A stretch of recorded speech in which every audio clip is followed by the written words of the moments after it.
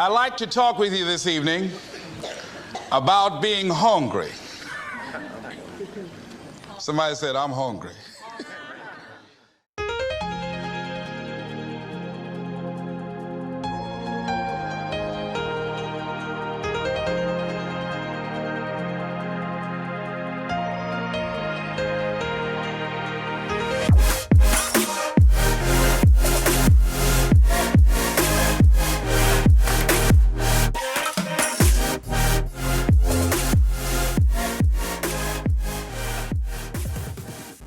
I'd like to talk with you this evening about being hungry.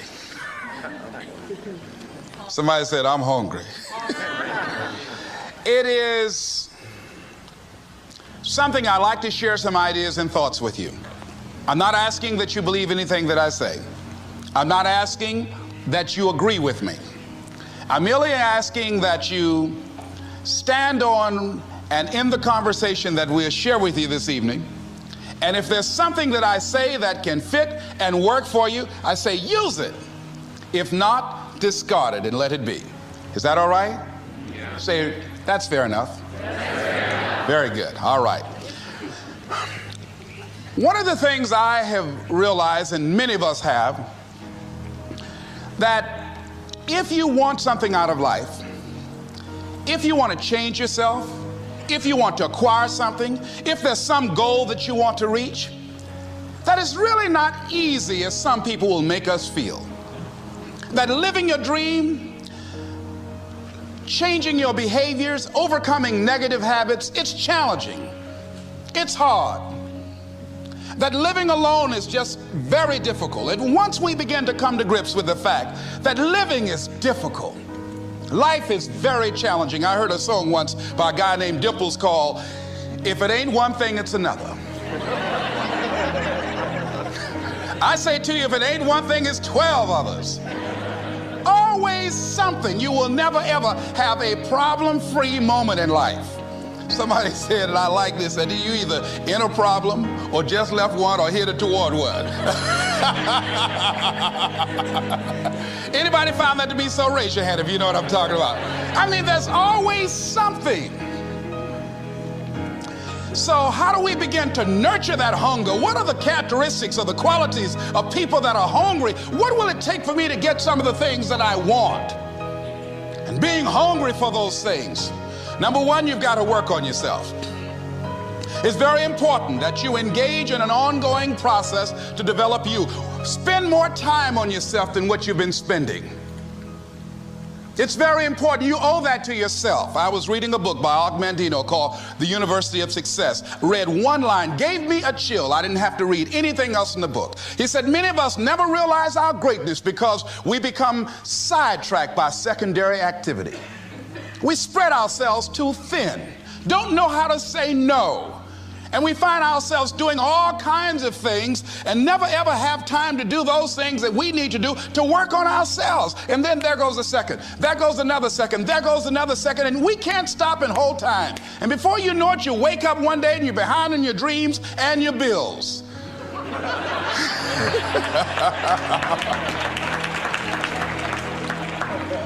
So decide that you're going to take some time to work on you, that you deserve that from yourself, that your life deserves some prime time because you are creating your own production. As Michael Todd would say, you are the star of your show. You are the director. You're writing the script. And you will determine whether your life is a smash office hit or flop. You determine that. Working on yourself, talking to yourself. That's so very important. Overcoming the negative conversation, that inner dialogue that's going on all the time, even when you don't want it to be there. You can't stop yourself right now from thinking. You can't do it. It's going on. And so learning how to empower yourself, part of doing that is standing up to yourself. You've got to stand up inside yourself sometimes and say, shut up. You've got to do this. I was going to give a presentation, and this voice inside of me saying, you can't do this. You don't have everything it takes. I shut up. I'm behind on my bills, and you're telling me what I can't do. I have got to do it. You'll get scared sometimes. Your mind will go blank on you. Some people you will allow to unnerve you. And you wonder, what's wrong with me? I'm not crazy. That's why you've got to learn to make a conscious, deliberate, determined effort to stand up inside yourself. Working on yourself, watching that inner dialogue, it will determine the quality of your life. I don't believe this. I know this.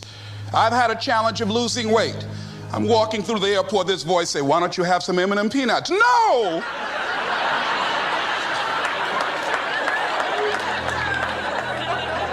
Well, just one. Then after you eat that, you might as well have a Snicker now, you sucker. I mean, it's challenging. My mother fixed the kind of sweet potato pie you can't eat with your shoes on.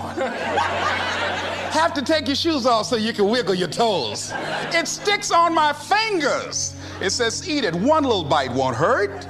That voice, constantly. Little demons from Colonel Sanders driving my car in there. I had to say, no. I'll diet tomorrow. I saw a skinny man get hit by a truck. Had he had a little bit more weight, he might have lived, you know. Some of you know what I'm talking about. Raise your hand if you know that. That voice is awesome. So you have got to stand up to that voice. When you're working on something you want to achieve, you have got to stand up to that voice. You've got to sell yourself every day on your abilities, on what you're doing, on the goal that you want to reach. You've got to sell yourself every day, according to your level of belief. It will manifest itself in what you're doing. Whatever we have right now, whatever we're demonstrating in our lives, is a result of what we believe subconsciously that we deserve. And part of increasing that belief level is that you have got to convince yourself every day. You've got to sell yourself. I do a lot of training for many corporations, and I conduct sales seminars, and I've heard all kind of guys doing techniques and training people techniques of how to close sales and how to work with and begin to control the sale and how to ask for the close. Let me share something with you. You can learn all the techniques in the world. If you don't believe in yourself, it won't happen for you. I learned all of it. So that's why I do a training called Focus on the Seller. You've got to focus on you. And as you convince you, as you sell yourself every day, you will begin to see a difference in the things that you're doing. Selling yourself on your ability to perform a job, to achieve a certain objective. Telling yourself every day, here I go again. And I got what it takes. This is my day. And nothing out here is going to stop me. And when you go out there, life say, come over here. Say it again. Well, I'll be back tomorrow. That brings me to the next thing. It takes courage to act. Part of being hungry when you've been defeated, it takes courage to start over again. I used to do door-to-door sales, and I was working with another friend of mine, and door-to-door sales, I mean, it's punishing. It's cruel and unusual punishment. And I was a little boy knocking on the door. Hello, would you like to buy a nice working television set? No money down? No! Bam! They slammed the door in your face. And the friend of mine that was working with me, they slammed the door in his face, and I looked back, and he was going to the car. He said, I can't do this. And he sat down in the car, and he said, you go ahead, I'll be here when you get back. Now, he had a mother and father to take care of him. My mother was ill. I am adopted. I was hungry. I had to go on. I learned something about myself. That when you step into your fears, somebody said, it was Winston Churchill, he said that courage is going from failure to failure without losing enthusiasm.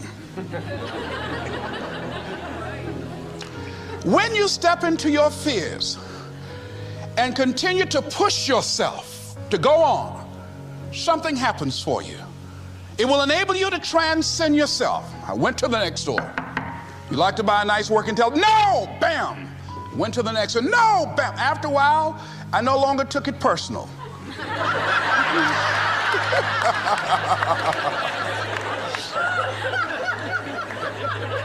And I began to play a game. I said, well, I know there's a yes out here somewhere, and I'm going to keep on until I find it.